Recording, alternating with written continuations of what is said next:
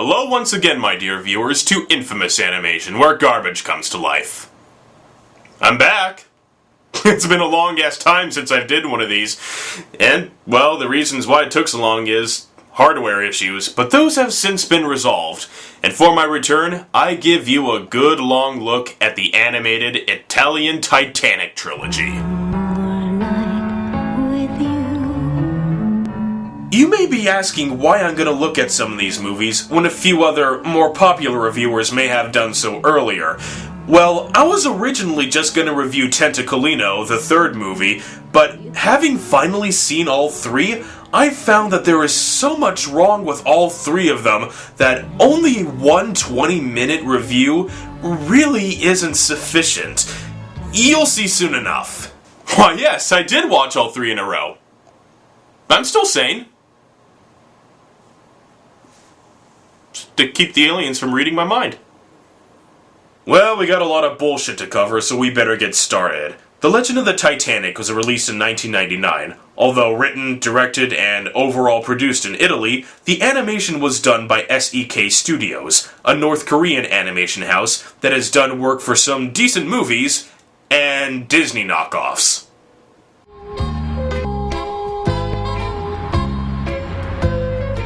The film opens with a cheap, synthetic rendition of the song New York, New York, accurately setting the tone for the rest of the movie, and it appears that mice have grown to human size and are able to reside in fancy apartments. An elderly mouse named Top Connors is being pestered by his grandchildren to tell them what really happened on board the Titanic. Why did it sink if it was the most wonderful ship in the world, Grandpa? It was well built, wasn't it? The best you've ever seen. Listen to what it says in this old paper. Tragic ending to the maiden voyage of the Titanic. The liner goes down. 100 missing. A lot of people died, huh? Well, youngster, it's a long and complicated story. Oh yeah, and apparently we had internet editions of newspapers back in 1912. I guess the internet is older than we think. The truth of the matter is that those missing persons were never really missing. It's all a misunderstanding. WRONG! Grandpa, what was this whistle used for? Huh? You put that down right now. That belongs to your grandmother! This was used for calling the terrible Mr. Ice. Who? Why was he so terrible? Are you kidding me? Have you seen his hair? Connors gives in and starts telling his grandchildren what really happened on the maiden voyage of the Titanic. Here we are introduced to Rose. My name's Elizabeth. Whatever. Make sure that Duke of Cameron's luggage is stowed securely. Yes, sir. Yes, we wouldn't want a Mr. Cameron to sue us now, would we? Connors and his fellow mice take roll call outside the ship, where he meets his good friend Ronnie and his sister Estrella. Please call me Stella. Everyone else does, after all. This is about one of 3 times they meet on screen before they get married at the end. Even Ariel would say that's a little fast. I say, lad, you're Brazilian, aren't you? What brought you all the way here to Great Britain, if I may ask? I came here to learn your national pastime, soccer. But I think my country mice are going to transform it a little. What? Yeah, you can tell this movie was dubbed in America because we have a Brazilian and a Briton discussing soccer, not football. Also, why would Ronnie move to Britain to learn football? At the time when this movie takes place, Brazil has had professional football teams for over 20 years. I'm sure he didn't move to Britain for the food. We cut back to Elizabeth, who is disgusted at the sight of the man who her father and stepmother are forcing her to marry. However, she sees something else that catches her eye. A group of Spanish gypsies. Come on, Smiley. Let's give the folks a show. Oh my god, he named his dog Smiley. What a beautiful girl. Over there. Go to her, Smiley. Carry my greetings to her. Oh man, I think that's the cheesiest thing I've ever heard. So Smiley takes his dreams to her and returns with a glove for him to sniff. Hey, at least it's not her panties. I've seen too many anime. That young man just might upset our plans. Quite so. How do you know that? You've never even met him. I'm very sorry, sir, but the animal must be kept on a leash. My good man, you happen to be addressing Don Juan Tenorio de Ariarte González Leon, Prince of Andalusia. But Prince does not travel with animals, you imbecile! For those of you who don't know, Andalusia is one of the largest regions in Spain. Well, that's an odd choice. Why replace Jack, a poor, everyday artist, with a wealthy Spanish prince? Oh, because a Spanish studio is 1/3 the producer of this movie. How very humble of them. Well, you know, that's still weird because Andalusia itself is not and never has been a kingdom. So how can he be a prince from there? Though I guess I can't complain too much. An American studio is the final producer of this movie. Ironically, the same one that would later produce 300. I'm getting off track. Back to the shitty movie. Prince Don Juan, yeah, that's his name, and his gypsies forced their way aboard by threatening the guy who was just trying to do his job. They even let the dog piss on his leg. What a bunch of putos. Now then, where was I? Ah, yes. To the captains of all my whaling vessels, keep your crews on the alert and ready to sail at a moment's notice. It's here that we find out that Everard Maltravers, the man Elizabeth is going to marry, is a shallow, unscrupulous whaler and only wants to marry Elizabeth so that he can have unlimited hunting rights. When I want to hear your opinions, I'll ask for them. Is that quite clear? In the English dub, he's voiced by Gregory Snegoff, who will be familiar to Americans who grew up with Robotech in the 80s, as he was one of the major characters. In fact, he was one of our first big recurring voice actors when they were first bringing anime to America. And to be honest, he's actually pretty entertaining in this movie. He's the only one who sounds like he's trying to have fun with this miserable film. Even when he sucks in this movie, he's still pretty fun to listen to. Sign them, or I'll kill that stupid, presumptuous daughter of yours and the silly, prancing gypsy dancer she's so fond of. Ronnie and Connors visit the dining hall to check out the food they can steal. Don't go getting any of your crazy ideas, Ronnie. I promised your beautiful sister I'd take good care of you. Poor Ronnie. It must suck having a best friend constantly lusting after your sister. Oh, and check this out. The mice don't cast shadows, but the bars they're holding onto cast shadows straight through them. She's as beautiful as a picture and as fiery as the visual of a Kanioka. I'll see her in my dreams for the rest of my life. I hate to be a spoilsport, but I would like to draw to your attention the fact that she's a woman and you're a mouse. Well, there's one thing I'm not, and that's a racist. That girl is a masterpiece of beauty, and we Brazilians always appreciate beauty. Indeed, Ronnie, which means that if any of you guys out there don't find this attractive, well, what the hell do you have against progress? You prick.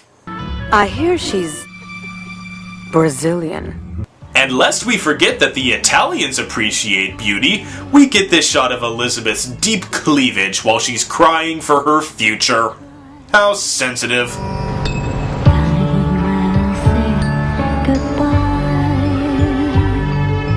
What's her name? Oh, I don't believe it. I can understand them. You can understand us thanks to a net of magic moonbeams that caught your tears as they fell into the water. We added a little magic of our own, and voila! The spell was cast. Only now you really must stop crying, my dear. Yes, please, or you'll drown us. Yeah.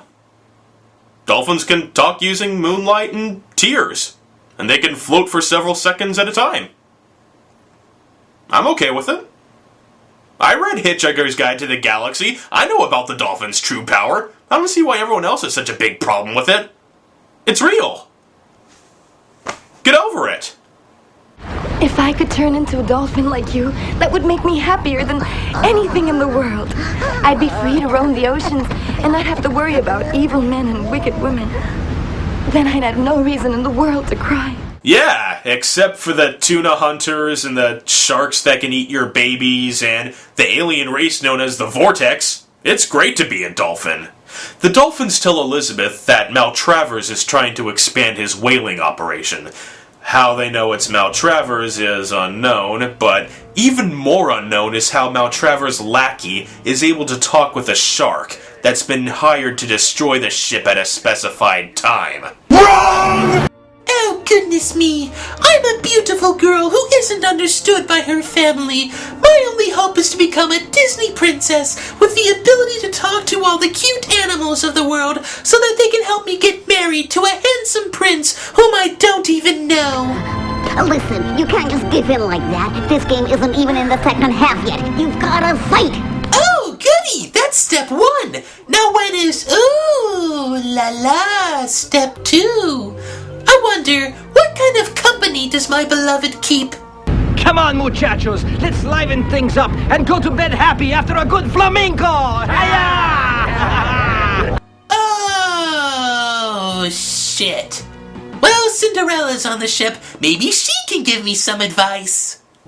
After convincing her father to let her drop the marriage with Maltravers with surprisingly little effort, probably because he was tired of Maltravers pestering him for the whaling rights, Ronnie proves that he is the pride of Brazil by kicking a football so hard it increases in size and sends a grown man flying into some slapstick. Excuse me, ladies. Oh god, underwear. Don't let Don Juan see this place, he might try to sniff everything. You're right, Smiley. Smoking should be forbidden in here. Except smoke. He doesn't like the smell of smoke. That's weird. I thought all Europeans smoked back then. With his plans going wrong, Maltravers and Elizabeth's evil stepmother begin a backup plan to sink the ship so that they can cover their tracks. A little extreme if you ask me, but who am I to question the best actor in the movie? Ronnie and Connors overhear this and rush to tell Don Juan. Just a minute. I don't like Mr. Maltravers very much either, but that's a long way from thinking he's going to sink a ship. We also heard him mentioning a whaling concession. Yes, a whaling concession. Really? We'll have to do this ourselves. No one else would ever believe it. All right, amiguitos. Listen carefully. Ah, Dios, ¿por qué no te callas, imbécil? The mice see that Maltravers is going to send a fake telegraph stating that he just obtained all the necessary whaling permits, and they cut all the wires so that they can stop it from being sent. Again, a little extreme. Maltravers' lackey tells the sharks to sink the boat at midnight. The shark boss, named Ice, tricks Casper the friendly octopus here into an iceberg throwing competition that will spell doom for the Titanic. Wait a minute.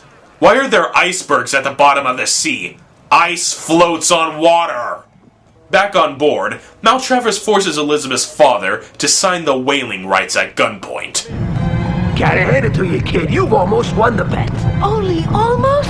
Yes, because only if you throw a seriously huge hunk of ice can I call you the winner and hire you as head of my own elite guard unit. Got it, kid? Okay, I've never seen the original Italian version of this movie, but having a guy talk without closing his mouth just makes it look like the animation is lazy. Then Tentacles the Octopus throws the infamous iceberg and is too stupid to move it when he is told that it will kill a ship full of people. Maltravers and his team steal a lifeboat before the ship collides with the iceberg, and in a surprising move, the scene of panic aboard the ship is actually pretty well done. The rest of the scene is played out in seriousness. It's kinda shocking, really. There's room for everyone! And I spoke too soon. Maybe there's a ship near enough that can make it in time to help us. Oh, the telegraph! Oh my goodness, we cut the wire! You didn't repair it after? That's against every rule of the Seamouse Maritime Union! Do you realize what you've done, you little fools? That I shall live to see such a day! I guess we could try and fix it. You're right, and that's just what you're going to do, or I'll have the hides off you! Are you still here? On our way! Oh yeah, Connors has this dumb habit of saying "wee" every time he's running really fast. It's especially out of place here. What do you think will happen when he marries Stella? Connors, honey, I'm pregnant. Uh-oh. Whee! They get the help of a mouse cook named Camembert to help them fix the cables, and he has a magnificent idea. I've got it! Connect the wire to my mustache!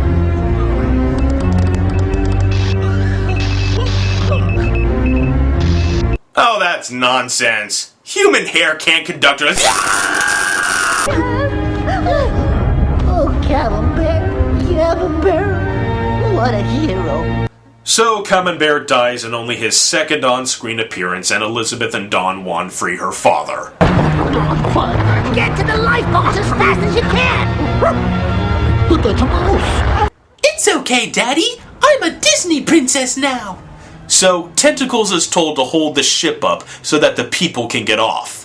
I'm not a hero, I'm just a kid. The truth is, this terrible thing that's happening is all my fault. No, Tentacles, it's not your fault. This all happened because of an evil, greedy human being. Wrong! Tentacles takes a deep breath to go underwater and ruins an actually decent-looking scene of the captain preparing to die with the ship by placing him on an orca. This guy's had quite a hell of a day. First animals start singing and dancing on his ship, then an iceberg is thrown right in his path, and now he's saved by a cartoon octopus and a legion of dolphins. You ever have one of those days? I have, except I was saved by a cartoon potato. Made sense at the time. The survivors get picked up immediately after the wreck. Wrong! No, not all. All except the heroes who gave their lives for the rest of us. God bless their memory. So, let's see. The casualties amount to 1 mouse and 1 octopus. Yeah, I think I can live with that. Oh, wait a minute! Are they suggesting that Tentacles drowned? They are! Oh my god, they really are! Oh wait, no, he's alive. Never mind. Maltravers gets lost while approaching the Arctic, supposedly dying out there. Don Juan marries Elizabeth, Connors marries his best friend's sister, and the mice come to give him a message. Coachman, follow that Dalmatian if you please. Yes, sir. I don't know why I'm following a Dalmatian, but sweet Jesus, they're paying me a lot of money. A bunch of dolphins and whales show up to give their congratulations, and Tentacles shows up to roaring applause instead of Godzilla-style fear and panic. Tentacles, you are a true hero. You saved my life by putting your own in danger. And the many people who couldn't find space in the lifeboats, you saved their lives too. Wrong! Tell us how you accomplished such an amazing feat. It was the whales who did it, really. Bullshit. We all know Aquaman sent them. He's the real hero. Oh yeah, Camembert is alive too. How? Who cares? Dance party ending! You heard, children, enough is enough. Your grandfather loves to tell stories, but like all sailors, you shouldn't take them too seriously. Well, that was awful. Want to watch the next one?